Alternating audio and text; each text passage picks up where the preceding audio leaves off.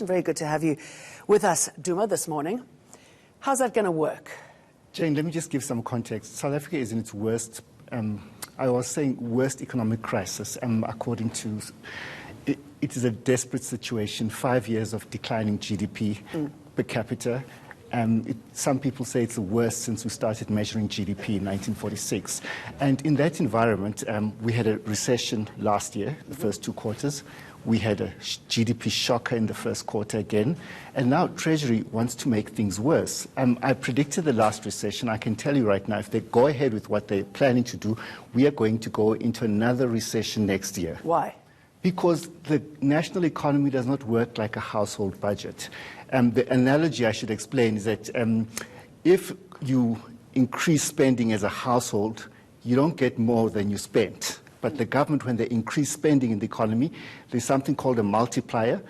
The knock-on effects into the economy are more than the initial expenditure, sometimes up to 2 times. And if you cut spending, there's a negative multiplier that works, your income goes down.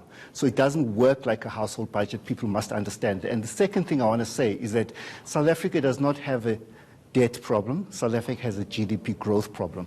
When the economy grows, the debt to GDP ratio goes down, and when the economy doesn't grow, as it hasn't grown for the past 10 years, then your debt to GDP ratio goes up. And the other thing I want to say is that our debt by international standards is not high. If you look at the rich countries, it's about 110% of GDP. If you look at some of the big emerging markets that I look at, the top 25, you see Brazil is at about 80%, Argentina is at about 90%, Egypt 92%, so Angola 90%, Mozambique on our doorstep 116%. So we are so we are not yet there, and I just don't understand.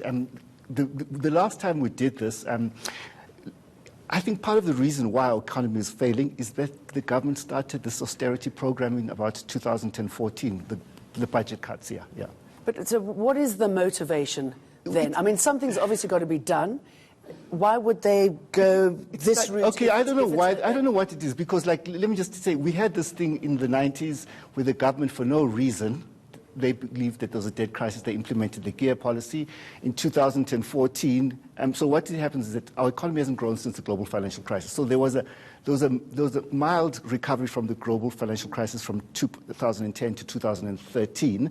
And then from 2014, this austerity started. We've had declining per capita spending by government over the past 5 years. And that is the reason why, one of the major reasons why the economy has slowed down, because the government has to pump more money into the economy. Okay, I mean, the problem with these areas, with the services, you know, attacking services, is that it's not a money problem, is it? It's just, it's the way it is played out. It's the way it's managed.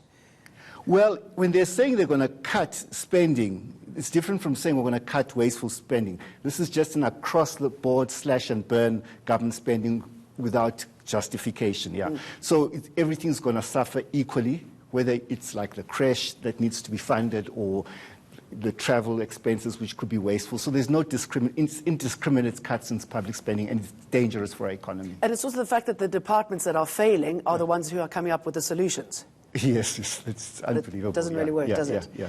And obviously, you know, to get anything moving, you've got to get rid of corruption. Yes, of course, That's still there. That's evident. Yeah.